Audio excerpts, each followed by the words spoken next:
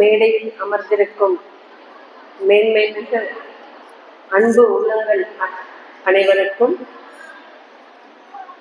உங்களை எல்லாம் சிறப்பாக திறம்பட கல்வி கற்றுக் கொடுத்து தயார்படுத்திக் கொண்டிருக்கும் ஆசிரியர் பெருமக்கள் அனைவருக்கும் எனது அருமை மாணவ செல்வங்கள் உங்கள் அனைவருக்கும் என் பணிவான மாலை வணக்கம். இவ்வளோ அளவு கரெக்டாக ஒரு தமிழ்ல பேசிட்டேன்னு நினைக்கும்போது எனக்கே சந்தோஷமா இருக்கு. ஸோ நீங்க எல்லாரும் ரொம்ப அற்புதமா அழகான தமிழ்ல இந்த விழாவை தொகுத்து வழங்குறாங்க. ரொம்ப மகிழ்ச்சியா இருக்கு. மேடம் முன்னாடி பேசினாங்க இல்லையா, அவங்க முடிச்சது விவேகானந்தர் ஒரு மொழியை வச்சு முடிச்சாங்க. அதை வச்சு நான் ஆரம்பிக்கலாம்னு நினைக்கிறேன். சுவாமி விவேகானந்தர் என்ன சொல்லுவார் எஜுகேஷனை பத்தி அப்படின்னா, எஜுகேஷன் என்பது education is the manifestation of already existing perfection within man. So மனிதனுக்குள்ள ஒரு முழுமைத்தன்மை பெர்ஃபெக்ஷன் உள்ளார ஆல்ரெடி இருக்கு. கல்வி என்ன பண்ணும்னா அதை வெளிக்கொண்டு வரணும். அப்போ எஜுகேஷன்னா என்ன? நமக்குள் இருக்கும் ஒரு அற்புதமான ஒரு முழுமைத்தன்மையை வெளிப்படுத்துவதுதான் கல்வி. ஸோ இப்போ இன்னைக்கு 26வது ஆண்டு விழா நம்ம கொண்டாடிட்டு இருக்கோம். ஆண்டு விழா என்பது என்ன? அந்த வருஷம் பூரா நம்ம உழைத்த உழைப்பு, நாம் செய்த முயற்சி, அதற்கு கிடைத்த ஒரு அச்சீவ்மெண்ட் இல்லையா, அதெல்லாம் கொண்டாடுற விதமா குழந்தைங்களுக்கும் சரி, நம்ம ஆசிரியர் பெருமக்களுக்கும் சரி, நம்ம கல்லூரியை நிர்வாகிகளுக்கும் சரி, இது ஒரு பின்னோக்கி பார்த்து அதுல இருந்து என்ன நம்ம சாதிச்சிருக்கோம் கண்டுபிடிச்சிட்டு அடுத்த வருஷம் இதைவிட சிறப்பா செய்யணும் அப்படிங்கிறதுக்கான ஒரு நிகழ்வு, ஒரு கொண்டாட்டம். ஸோ நீங்க எல்லாரும் உங்களோட அச்சீவ்மெண்ட்ஸ், நிறைய குழந்தைங்க என்ன அச்சீவ் பண்ணியிருக்கோம் அப்படிங்கிற அதற்கான பரிசுகளை வாங்கறதுக்காக மகிழ்ச்சியா ஒரு நிலையில இருப்பீங்க. ஸோ இப்படி ஒவ்வொரு வருடமும் நம்ம இந்த ஆண்டு விழா கொண்டாடுறோம். என்ன கற்றுக்கொண்டோம், என்ன சாதித்தோம், என்ன அதனால் நமக்கு மகிழ்ச்சி அப்படிங்கிறது. ஸோ இப்போ இதுல எல்லாரும் நம்ம கேட்பாங்கல்ல, என்ன படிக்கிற அப்படின்னு கேட்பாங்க. வாட் ஆர் யூ ஸ்டடின்னு கேட்பாங்க இல்லையா? வாட் ஆர் யூ லேர்னிங்னு கேட்க மாட்டாங்க. ஸோ நம்ம எஜுகேஷன் சுவாமி விவேகானந்தால் ஆரம்பிச்சோம். படிப்பு நமக்குள்ள இருக்கும் முழுமைத்தன்மையை, ஸோ படிப்பு கற்றுக் கொடுக்கப்படுகிறது. அது என்ன? Study. What are you study? So நிறைய மேத்ஸ், பிகாம், பிசிக்ஸ் படிக்கிறோம். லேர்னிங்னா என்ன? இப்போ இந்த நிகழ்வு நடந்து கொண்டிருக்கிறது. இதுல ஒவ்வொருத்தரும் சில விஷயங்களை நீங்க லேர்ன் பண்ணுவீங்க. அவுட்கம் ஆஃப் திஸ் ப்ரோக்ராம் இல்லையா? இங்க எதுவும் கற்றுக் கொடுக்கப்படல, ஆனா நீங்க என்ன பண்றீங்க? எதையோ லேர்ன் பண்ணிட்டு இருக்கீங்க. ஸோ நீங்க படிக்கும் ஒவ்வொரு சப்ஜெக்ட், ஒவ்வொரு விதிலையும், ஒவ்வொரு கோர்ஸ்லையும் இவ்வளோ மார்க் வாங்கணும், அச்சீவ் பண்ணணும், அதுக்கான ஒரு அங்கீகாரம் கிடைக்கும். பட் அந்த படிப்பு உங்களுக்கு என்ன கற்றுக் கொடுக்கிறது? மேடம் சொன்னாங்க இல்லையா,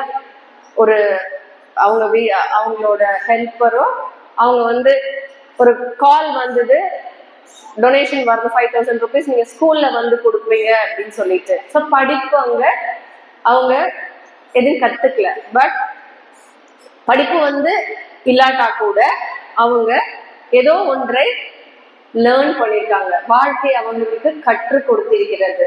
ஸோ நம்ம என்ன படிக்கிறோம், என்ன கற்றுக்கொள்கிறோம், லேர்னிங், ஸ்டடியிங் வேற, லேர்னிங் வேற. ஸோ வாழ்க்கை இந்த மாதிரியான ஒரு நிகழ்வுகள், இந்த மாதிரியான ஒரு காலேஜ் ஃபங்க்ஷன்ஸ், கல்லூரி நீங்க எல்லாரும் வந்து படிக்கிறீங்க. ஒரு காலத்துல நமக்கு இந்த மாதிரி வாய்ப்பு இல்லாம இருந்தது. இப்போ அற்புதமான ஒரு வாய்ப்பு, அற்புதமான ஒரு கல்லூரி மகளிருக்காக நடத்தி கொண்டிருக்காங்க. உங்களுக்கும் ஒரு வாய்ப்பு இருக்கு. அப்படிங்கும்பொழுது இந்த கல்வி வந்து உங்களுக்கு என்ன கற்றுக் கொடுக்கிறது? எஜுகேஷன் நமக்குள்ள இருக்கும் முழுமை தன்மையை வெளிக்கொண்டு வருதுங்கிறது நான் கடைசியா வரேன். அதுக்கு முன்னால என்ன நம்ம கற்றுக்கொள்கிறோம்? ஒவ்வொரு வருடம் நான் என்னவாக மாறுகிறேன், என்ன கற்றுக்கொண்டிருக்கிறேன் இந்த கல்வியினால்? ஸோ ஒரு வந்து ஆப்பிரிக்க ப்ராவர்ப் ஒன்று இருக்கு. என்னன்னா, ஒரு பெண்ணுக்கு கல்வி கற்றுக் கொடுத்தால், ஒரு ஆணுக்கு கல்வி கற்றுக் கொடுத்தால் ஒரு வீடு முன்னேறும். ஒரு பெண்ணுக்கு அதே கல்வியை கொடுக்கும் பொழுது ஒரு நாடே முன்னேறும் அப்படின்னு. ஸோ நிறைய இடத்துல வந்து பெண்களுக்கு ஒரு ஏன் அதுக்கான காரணமும் இருக்கு. ஏன் பெண்களை வந்து முன்னேற்றணுங்கிறதுக்காக இல்ல, இயற்கையிலேயே பெண்களுக்கு வந்து ஒரு வரம் கொடுக்கப்பட்டிருக்கு. என்ன அப்படின்னா, என்ன கத்துக்கிறோம் அப்படின்னு கேட்டேன் இல்லையா? ஸோ நம்ம கத்துக்கிறது எல்லாமே எங்கேயும் வருது? நம்மளோட மூளை, அறிவு சார்ந்து இல்லையா? நிறைய பேசுறோம் அப்படின்னா என்னன்னா அறிவு. நம்ம மூளை அப்படின்னு எடுத்துக்கிட்டீங்கன்னா ரைட் பிரெயின், லெஃப்ட் பிரெயின் இருக்கு நமக்குள்ளார. இப்போ நீங்க பயாலஜி படிச்சிருப்பீங்க, கெமிஸ்ட்ரி படிக்கிறீங்க, பிசிக்ஸ் படிச்சிருப்பீங்க. நம்ம உடலே ஒரு அற்புதமான ஒரு பிசிக்ஸ் லெபார்டரி, ஒரு கெமிஸ்ட்ரி லெபார்டரி. நம்ம ஒரு உணவை உள்ள சாப்பிடுறோம், அது உள்ளார போயிட்டு நம்ம உடலுக்கு தேவையான அனைத்து சத்துக்களையும் அந்த உடல் வந்து நமக்கு கொடுத்துட்டு நம்ம அதற்கு தேவையில்லாத கழிவுகளை வெளியேற்றுது. ஸோ எவ்வளவு பெரிய ஒரு ப்ராசஸ் நடக்குது. இது என்னைக்காவது நம்ம யோசிச்சு பார்த்தோமா? நம்ம மூச்சு உள்ள இழுக்கிறோம், இழுக்கும் போது அது ஆக்சிஜனா போகுது, வெளியே வரும்போது அது கார்பன் டை ஆக்சைடா உடனே மாறுது. ஸோ இப்படி ஒரு அற்புதமான ஒரு மெஷின் நமக்குள்ள இருக்கு. அதை வந்து நிர்வகிப்பது வந்து தலைமை இங்க இருக்கு.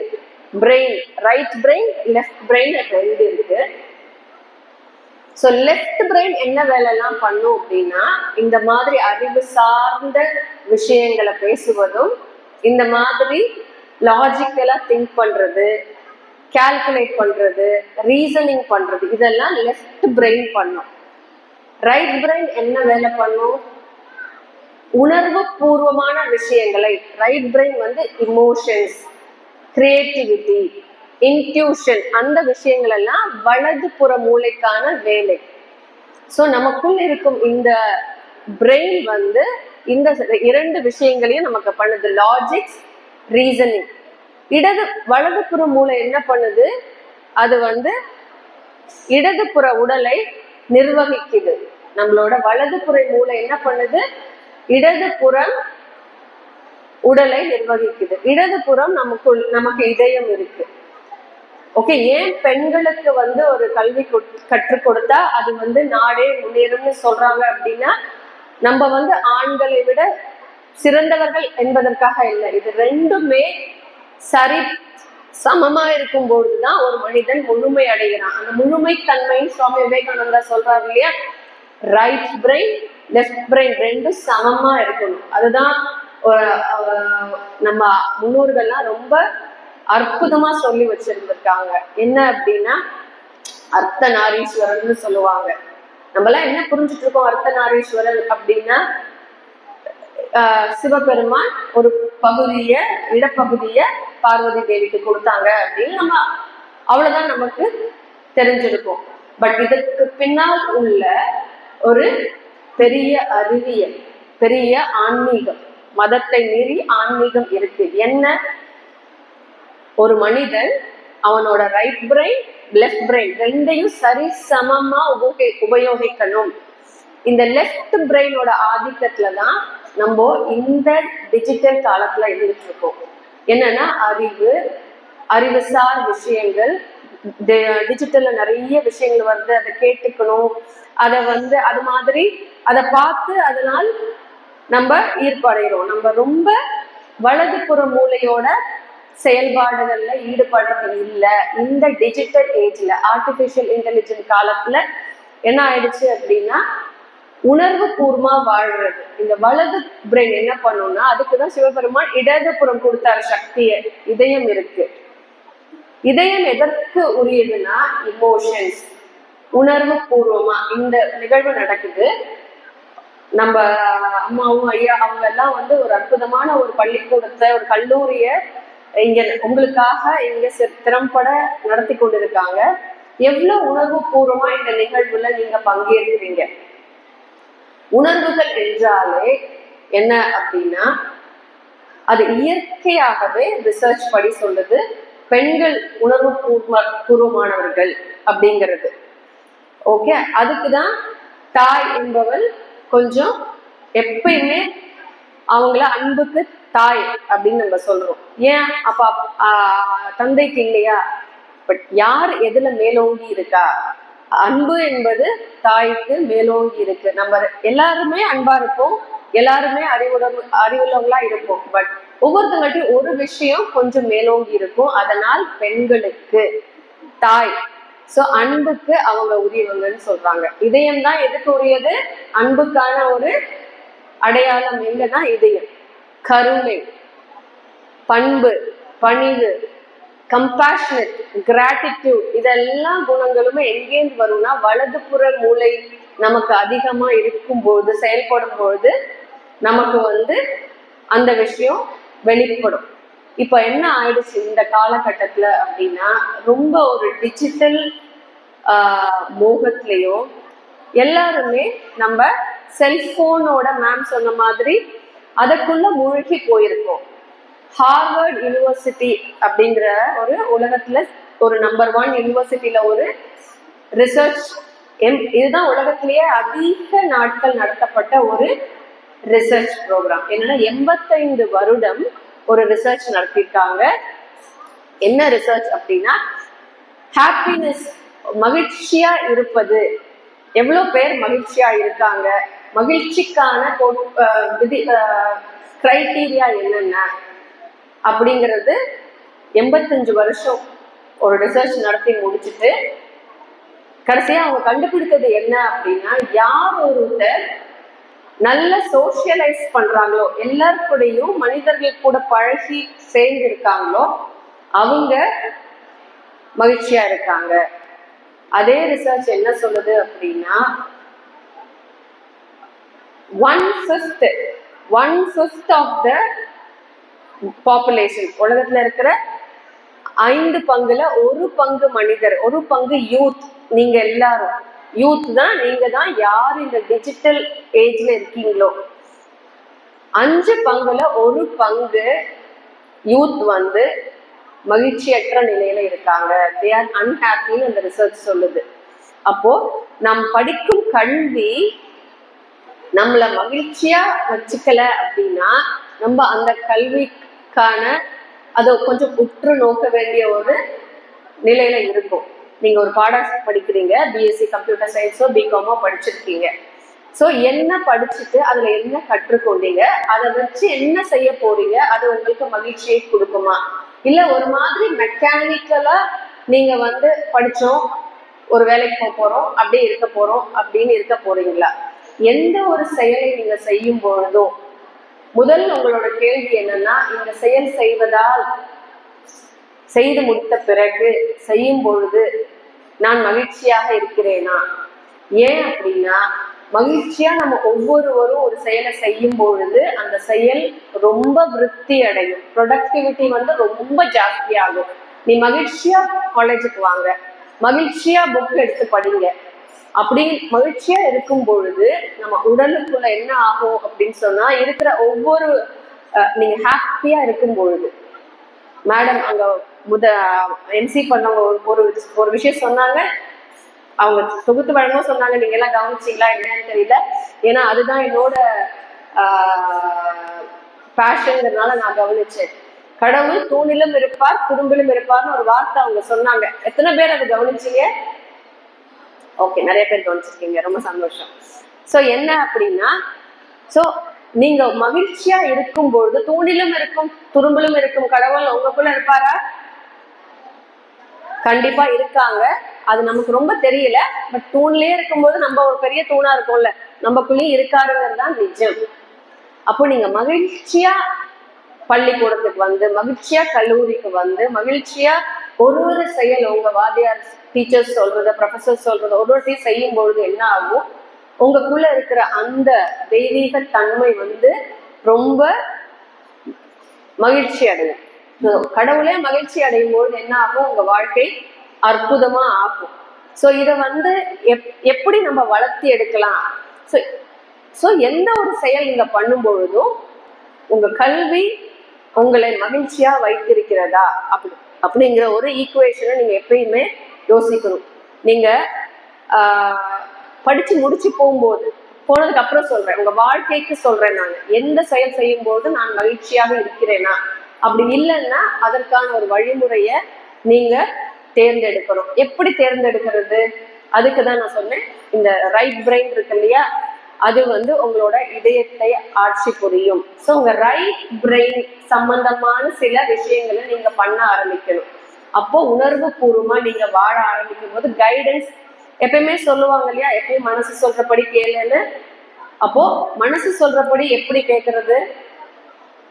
அந்த மனசோட நம்ம ஒரு தொடர்பில் இருக்கும் பட்சத்துல உள்ள இருந்து உங்களுக்கு கைடன்ஸ் கிடைக்கும். அப்போ உங்களால ஒரு சரியான ஒரு முடிவு எடுக்க முடியும். சரியான முடிவு எடுக்கும் பட்சத்தில் நீங்க மகிழ்ச்சியா இருக்க முடியும். ஸோ இப்ப இதயம் பத்தி பேசினேன், ரைட் பிரெயின் பத்தி பேசினேன், எஜுகேஷன், மகிழ்ச்சி, இதெல்லாம் ஒரு கீவேர்ட்ஸா நான் உங்களுக்கு கொடுக்குறேன். ஏன்னா இருக்க கொஞ்சம் நேரத்துல சில விஷயங்கள் சொல்லணும்னு நினைச்சேன். மகிழ்ச்சியா இருக்கணுங்கிறது தான் என்னோட டாபிக்கா நான் வச்சிருந்தேன். எது நீங்க பண்ணும்போதும் மகிழ்ச்சியா பண்ணணும். ஸோ அரிஸ்டாட்டில்ங்கிற ஒரு மேதை இருக்காரு, அறிவியலாளர். அவர் என்ன சொல்லியிருக்காரு அப்படின்னு சொன்னா, educating the mind without educating the heart is not at all education அப்படின்னு சொல்றாங்க. என்ன அர்த்தம்? நம்ம கல்லூரிகள்லாம் என்ன பண்றோம், பள்ளிக்கூடங்கள்லாம் நம்ம என்ன பண்றோம், எஜுகேட்டிங் த மைண்ட் பண்றோமா? எஜுகேட்டிங் த ஹார்ட் பண்றோமா? ஸ்கூல்ஸ்ல, காலேஜஸ்ல மைண்ட் சம்பந்தமான எஜுகேஷன் தானே நடக்குது. ஸோ ஆனா அரிஸ்டாட்டில் என்ன சொல்லியிருக்காரு, educating the mind without educating the heart is not at all education. அப்போ ஹார்ட்டை எப்படி எஜுகேட் பண்றது? அதுதான் இந்த மாதிரியான நிகழ்வுகள்ல இருந்து நீங்களா கற்றுக்கொள்கிறது. ஒரு டீம் ஒர்க் நடக்கும். ஓகே, இங்க வந்து ஒரு சிறப்பு விருந்தினர்கள் வருவாங்க. அவங்க கூட நீங்க அவங்கள பார்க்கும்போது உங்களுக்குள்ள ஒரு உணர்வு வரும். அதன் மூலமா நீங்க ஏதோ ஒன்று எடுத்துட்டு போவீங்க.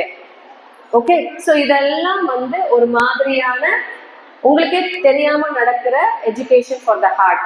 But there are certain ways you can educate your heart. உங்க ஹார்ட்டோட நீங்க ஒரு கனெக்டட் ஒரு ஸ்டேட்ல எப்பயும் இருக்கும் பட்சத்தில் உங்களுக்கு என்ன ஆகும், நிஜமான எஜுகேஷன் அரிஸ்டாட்டில் சொன்னதும் நடக்கும்.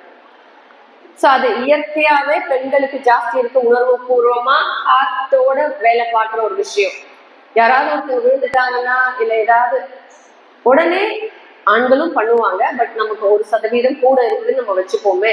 ஸோ நமக்கெல்லாம் ஏற்கனவே அந்த பொட்டன்ஷியல் கொஞ்சம் ஜாஸ்தியா இருக்கு. ஸோ உங்களோட வலது மூளை இடது மூளை இரண்டையும் சமமா ஒரு பேலன்ஸ்டு ஸ்டேட்ல நீங்க வைக்கும் பொழுது உங்களால என்ன சொல்றாங்க, ஒரு சக்சஸையும் சரி ஹாப்பினஸையும் சரி உங்களால ஈஸியா அச்சீவ் பண்ண முடியும்.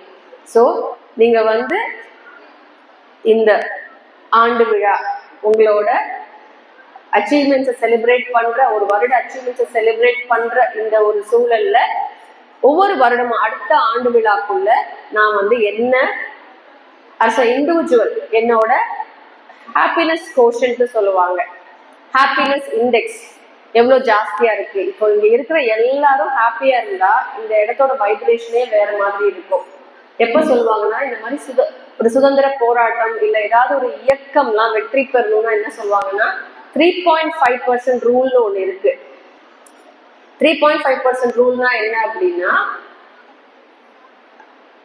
ஒரு 10 பேர் இருக்கிற இடத்துல 3 பேர், 100 பேர் இருக்கிற இடத்துல ஒரு 3 பேர் ஒரு விஷயத்த அவங்களால சிறப்பா செய்ய முடியுது அப்படின்னா அந்த விஷயம் சீக்கிரமா சக்சஸ் ஆயிடும் அப்படின்னு சொல்றாங்க. ஸோ அப்ப எப்படி நம்ம வந்து ஒரு சின்ன பகுதி 3.5% ஆஃப் த பீப்புள் வந்து ஒரு விஷயத்த கத்துக்கிறாங்க அப்படின்னா அந்த சமூகத்தையே நம்ம ஈஸியா மாற்ற முடியும். ஒரு இயக்கம் சிறப்பா இயங்கும் அப்படின்னு சொல்றாங்க. 3.5% ரூல், அதுவும் அகைன் ஹார்வர்ட் யூனிவர்சிட்டியில பண்ண ஒரு விஷயம் தான்.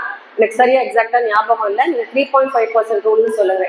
அது என்ன பேசிக்கானா ஒரு சின்ன குரூப் ஒரு விஷயத்த சிறப்பா பண்ணும் பொழுது, நீங்க ஸ்டூடெண்ட்ஸ் இருக்கீங்க, ஒரு 3-4 ஸ்டூடெண்ட்ஸ் சேர்ந்து ஒரு சிறப்பா ஒரு விஷயத்த புது ஒரு ஐடியாவை முன்னிறுத்தும் பொழுது என்ன ஆகுனா அது ஈஸியா மற்றவங்களுக்கு போய் சேர்றதுக்கான வாய்ப்பு இருக்கு ஒரு சில காலகட்டத்துல. ஸோ இப்படி இருக்கும் விஷயத்துல அடுத்த வருடம் நான் வந்து என்ன வந்து எனக்குள்ள என்ன மாற்றம் நான் கொண்டு வந்திருக்கேன், எப்படி என்னோட ஹாப்பினஸ் இண்டெக்ஸ் இருக்கு அப்படிங்கிறத நீங்க வந்து ஒரு ஒரு டார்கெட்டா வச்சுக்கலாம், ஒரு கோலா வச்சுக்கிட்டு நீங்க பண்ணலாம். அதோட அவுட்கம் என்ன, ஹாப்பியா இருக்கும்போது உங்க ப்ரொடக்டிவிட்டி இன்க்ரீஸ் ஆகும். ப்ரொடக்டிவிட்டி இன்க்ரீஸ் ஆனால் நீங்க easily you can become successful. So நீங்க வந்து என்ன என்னோட ஃபைனல் வேர்டா நான் சொல்றேன் அப்படின்னா, மேம் சொன்னாங்க இல்லையா, மேம் முடிச்ச மாதிரியே நான் வந்து முடிக்கிறேன்.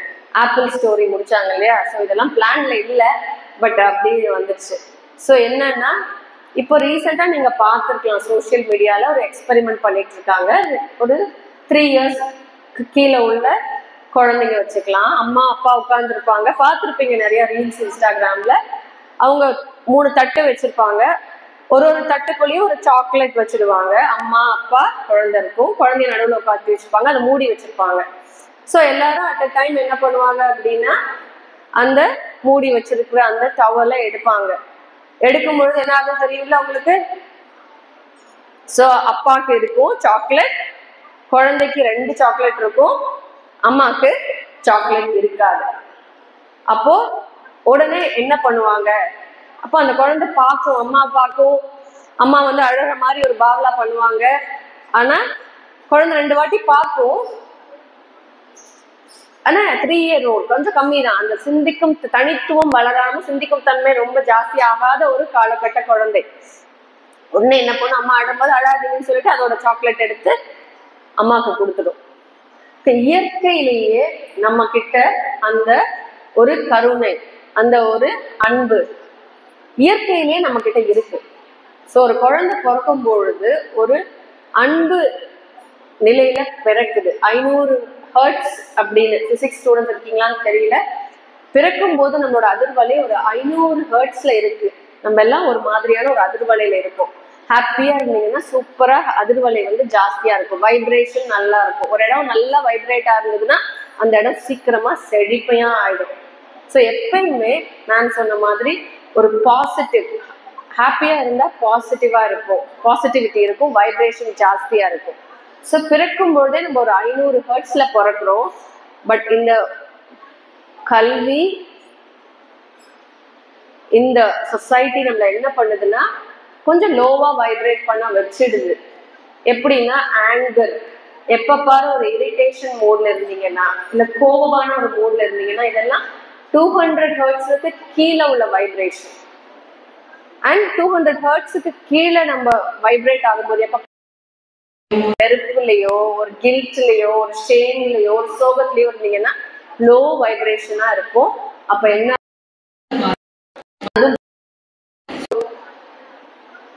என்ன பண்ணினால் என்னோட கல்வி எனக்கு ஒரு மகிழ்ச்சியை கொடுக்கும், என்ன பண்ணா நான் டெய்லி ஒரு ஹாப்பியா இருந்து என்னோட ஒர்க் எல்லாம் நல்லா பண்ணி நான் ஒரு சக்சஸ்ஃபுல் பர்சனா ஆவேன். அம்மா அப்பா படிக்க வைக்கிறாங்க, செலவு பண்ணி, காலேஜ் உங்களுக்கு இவ்வளோ சப்போர்ட் கொடுக்குது. ஸோ எப்படி நான் வாழ்க்கையில சக்சஸ்ஃபுல்லா ஆக முடியும் அப்படிங்கிறத நீங்க ஒவ்வொரு ஆண்டும் ஒரு ரிஃப்ளெக்ஷனா ஒரு இன்ட்ரோஸ்பெக்ட் பண்ணி next year you have to be more happy, more productive, so you have to be more human. Okay, ஏன்னா நம்ம சொசைட்டிக்கான படிப்பு வந்து சொசைட்டிக்கான சில விஷயங்கள் என்ன சொல்றது, நம்ம என்வாயன்மெண்டல் ப்ரொடெக்ஷன், இந்த பூமியை பாதுகாக்கிற விஷயம், நிறைய ரெஸ்பான்சிபிலிட்டி இருக்கு படிப்புனால, நிறைய இருக்கு. அந்த யூத்தை தான் நம்ம நம்பி இருக்கோம்.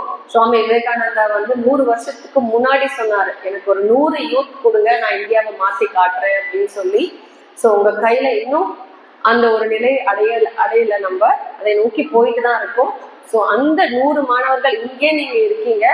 ஸோ நீங்க அந்த விவேகானந்தர் சொன்ன ஒரு மாணவர் செல்வாங்களா மாறணும். அதற்கான எல்லா தகுதியும் உங்க ஒவ்வொருத்தரையும் இருக்கு. நீங்க ஹாப்பினஸ் இண்டெக்ஸ் உங்களோட ஜாஸ்தியா இருக்கும் பட்சத்துல. ஸோ இந்த ஒரு சில வார்த்தைகளோட எனக்கு இந்த வாய்ப்பு கொடுத்த முக்கியமா சார் ஐயம்பிள்ளை சாரால் தான் நான் இங்க வர முடிஞ்சது. சார் உங்களுக்கு ரொம்ப நன்றி. அப்புறம் இந்த நிறுவனத்தில் உள்ள அனைவருக்கும் என்னோட நன்றி. தேங்க்யூ.